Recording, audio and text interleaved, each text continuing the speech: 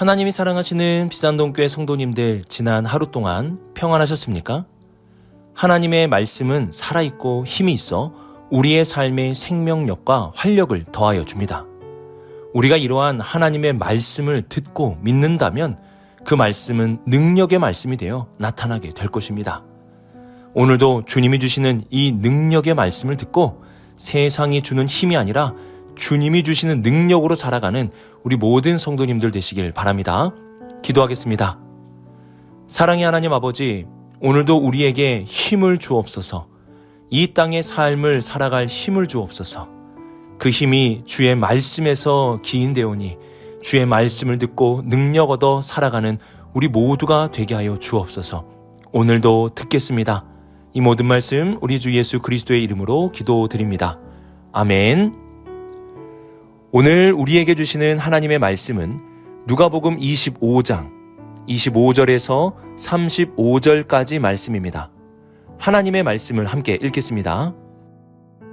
이르시되 미련하고 선지자들이 말한 모든 것을 마음에 더디 믿는 자들이여, 그리스도가 이런 고난을 받고 자기의 영광에 들어가야 할 것이 아니냐 하시고, 이에 모세와 모든 선지자의 글로 시작하여 모든 성경에 쓴 바 자기에 관한 것을 자세히 설명하시니라.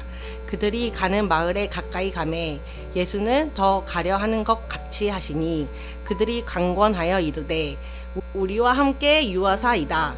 때가 저물어 가고 날이 이미 기울었나이다 하니, 이에 그들과 함께 유하러 들어가시니라. 그들과 함께 음식 잡수실 때에 떡을 가지사 축사하시고 떼어 그들에게 주시니, 그들의 눈이 밝아져 그인 줄 알아보더니 예수는 그들에게 보이지 아니하시는지라. 그들이 서로 말하되 길에서 우리에게 말씀하시고 우리에게 성경을 풀어주실 때에 우리 속에서 마음이 뜨겁지 아니하더냐 하고, 곧 그때로 일어나 예루살렘에 돌아가 보니 11 제자 및 그들과 함께한 자들이 모여 있어 말하기를 주께서 과연 살아나시고 시몬에게 보이셨다 하는지라. 두 사람도 길에서 된 일과 예수께서 떡을 떼심으로 자기들에게 알려지신 것을 말하더라. 아멘.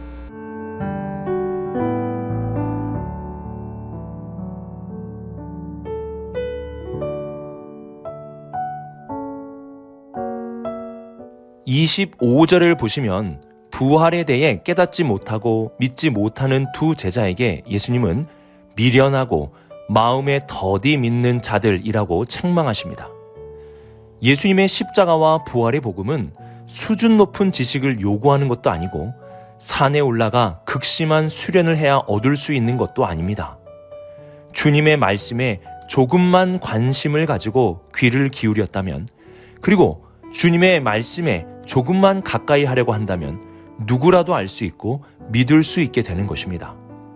예수님은 이들의 지식과 열심의 부족을 책망하신 것이 아니라 조금의 관심도 없고 주님의 말씀에 집중하지 못한 것에 대해 책망하시는 것입니다. 예수님은 제자들에게 믿음이 작은 것에 대해 책망하시곤 하셨는데요. 여기서 믿음이 작다는 것은 겨자씨 한 알만큼의 믿음도 없는 상태를 의미합니다. 조금의 믿을 여지도 없는 상태가 바로 믿음이 작은 것입니다. 제자들은 부활에 대한 주님의 말씀을 겨자씨 한 알만큼이라도 믿으려 했다면 산을 옮길 만한 부활의 능력과 부활의 삶을 살아갈 수 있게 되었을 것입니다. 하지만 이들에게는 그 작은 믿음조차도 없었던 것입니다. 주님은 이러한 제자에게 다시 다가가시고 동행하시며 하나씩 설명해 주기 시작하십니다. 먼저는 26절에서 그리스도가 이러한 고난을 받고 자기의 영광에 들어가야 할 것이 아니냐고 말씀하십니다. 이전에 그리스도의 고난에 대해 예수님이 제자들에게 가르침을 주셨을 때 제자들과 베드로는 예수님을 뜯어 말리며 항변하려 하였습니다. 예수님과 다투면서까지 주님의 고난을 막으려고 한 것입니다. 제자들은 그리스도가 고난을 받아야 한다는 사실에 대해 받아들일 수가 없었습니다. 이러한 제자들의 생각과 고집에 대해 주님은 성경을 가지고 그리스도의 고난에 대해 하나씩 풀어주시기 시작하십니다. 예수님은 성경에 나타나고 있는 그리스도에 대한 본문과 그리스도의 고난에 대한 말씀들을 자세히 설명해 주시며 너희의 생각에 따라 판단하고 결정하는 것이 아니라 성경에 비추어 그리스도의 고난이 옳은 것인지 그른 것인지 판단하게 하셨습니다. 우리는 이러한 주님의 모습을 잘 기억해야 합니다. 내 생각이 옳다고만 주장하는 것이 아니라 성경으로 나의 생각을 판단하는 것입니다. 내 생각만 옳은 것이 아니라 이러한 내 생각을 성경에 비추어 옳은 것인지 구분해야 한다는 것입니다. 성경은 그리스도께서 고난받으시는 것이 잘못된 것이 아니라 그리스도께서는 고난을 받아야 한다는 사실을 말씀해 줍니다. 하나님의 구원의 계획 속에서는 고난도 포함이 되어 있습니다. 하나님이 주시는 고난은 실패와 실수가 아니라 우리를 구원의 길로 인도하시기 위한 계획이며 섭리입니다.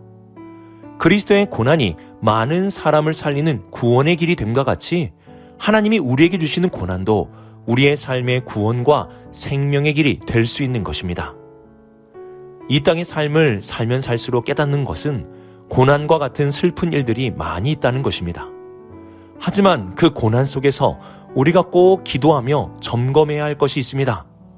그 점검은 이 고난이 하나님께서 주시는 고난인가 아니면 나의 죄와 잘못으로 인하여 생겨난 고난인가입니다. 만약 하나님이 주시는 고난이 맞다면 우리는 그 고난을 인내함으로 잘 견디어내어야 합니다. 하나님이 주시는 고난은 우리의 구원과 생명을 위한 유익한 고난이기 때문에 우리는 인내할 수 있어야 하는 것입니다.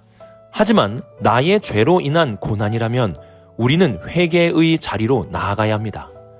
나의 죄로 인한 것이라면 회개의 자리로, 하나님이 허락하신 고난이라면 인내의 자리로 나아갈 수 있어야 하는 것입니다. 주님의 고난은 하나님께서 허락하신 성경에서 입증하고 있는 생명과 구원을 위한 고난입니다. 이렇게 주님은 그리스도의 의로운 고난에 대해 제자들에게 성경을 통해 가르침을 주고 계십니다.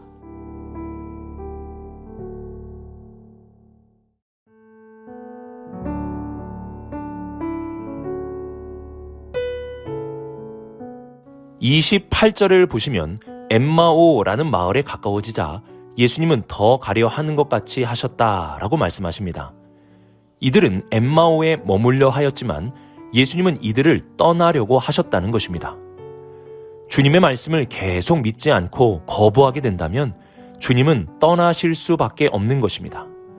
다행히도 제자들은 주님의 가르침을 통해 마음이 열리기 시작했고 29절을 보시면 강권하여 우리와 함께 유해달라고 요청을 하게 됩니다. 예수님은 이들의 요청을 거부하지 않으시고 이들과 함께 유하시며 식사를 하게 되었습니다. 그리고 이들과 식사를 하면서 떡을 가지고 축사하셨고 이들에게 그 떡을 떼어주셨습니다. 이는 오병이어의 기적에서 주님이 행동하셨던 모습이고 십자가에 못 박히시기 전에 제자들과 함께 나눈 마지막 만찬, 성만찬을 통해 베풀어 주신 모습이었습니다. 제자들은 예수님의 이러한 모습을 보게 되자 그들의 눈이 밝아지게 되었습니다. 드디어 이들이 자신과 함께 있었던 분이 예수님이셨고 십자가에서 죽으신 그분이 부활하셨다는 사실을 깨닫게 된 것입니다. 우리는 누가복음을 통해서 제자들이 눈을 뜨게 된 모든 과정을 살펴보게 되었습니다. 제자들은 눈을 뜰 수 없는 자들이었습니다. 높은 곳에 마음이 있었고 십자가의 고난을 피하려고만 하였습니다. 하지만 예수님의 가르치심과 십자가와 부활 그리고 끝까지 포기하지 않으시는 열심이 결국 그들의 눈을 뜨게 한 것입니다. 32절에 이들은 서로 이렇게 말하였습니다. 예수님이 우리에게 성경을 풀어주실 때에 우리 속에서 마음이 뜨겁지 아니하더냐. 저는 이러한 말씀이 우리 성도님들의 예배와 말씀 묵상 시간에 그대로 이루어지기를 축복합니다. 하나님의 말씀이 들릴 때에 우리의 마음이 뜨거워지는 경험, 그분의 말씀이 나의 입술에 꿀송이와 같이 달게 느껴지는 경험, 하나님의 말씀이 나의 마음을 찔러 회개함에 이르게 하는 경험, 이러한 말씀의 경험이 이루어질 수 있기를 바랍니다. 주님의 말씀을 통해 변화되고 부활의 주님을 믿게 된 두 제자는 다시 예루살렘으로 돌아갔습니다. 어제 저는 예수님의 시대에 많은 메시아들이 있었지만 이들이 죽게 되었을 때 모두 흩어지게 되었음을 말씀드렸습니다. 우리의 모든 모임은 결국 흩어지게 됩니다. 그러나 부활의 주님을 바라보는 모임은 흩어지는 것이 아니라 다시 모이게 되는 것입니다. 우리는 인생의 고난으로 또한 죽음으로 흩어지는 삶을 사는 것이 아니라 부활의 주님으로 인하여 다시 모이게 되는 삶을 살게 될 것입니다. 요한계시록의 말씀과 같이 주님의 보좌 앞에 구원받은 온 나라와 온 열방의 모든 백성들이 다시 모여 부활의 주와 구원의 주를 찬양하게 될 것입니다.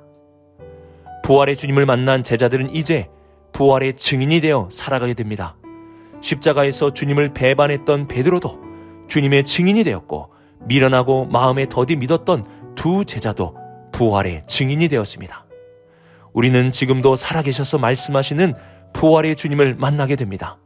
그 말씀으로 우리의 가슴이 뜨거워지면서 우리도 부활의 증인으로 살아갈 수 있게 됩니다. 밍밍한 그리고 뜨뜻미지근한 신앙이 아니라 살아계신 주님의 말씀으로 인하여 가슴 뜨겁게 살아가는 우리 모든 성도님들이 되시길 주님의 이름으로 축복합니다.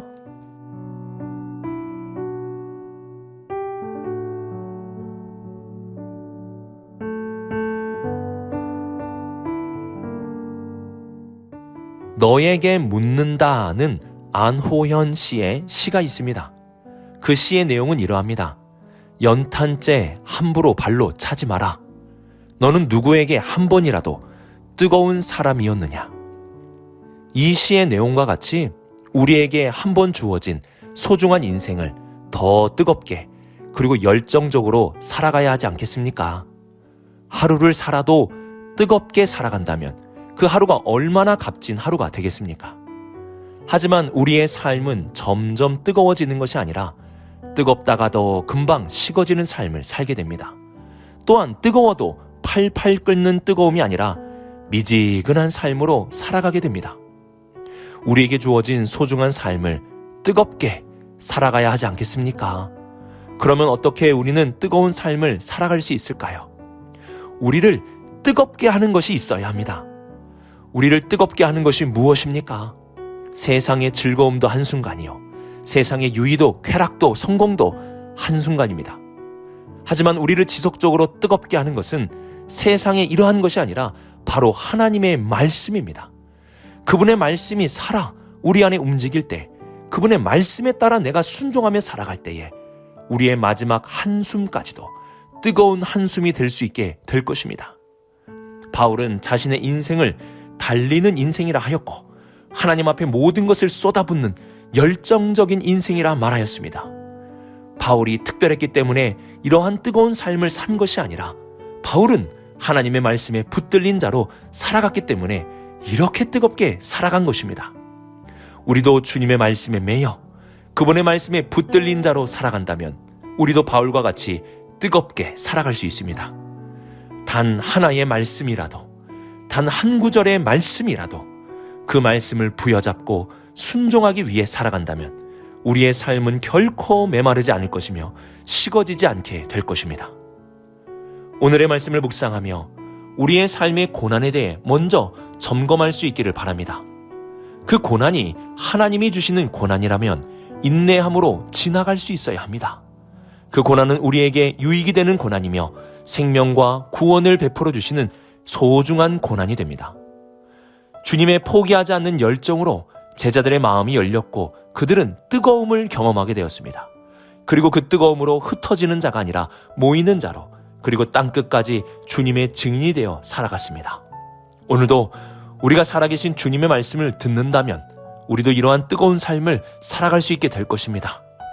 단 하나의 말씀이라도 부여잡고 주어진 한 번의 소중한 인생을 뜨겁게 살아갈 수 있는 우리 모든 성도님들이 되시길 주님의 이름으로 축복합니다.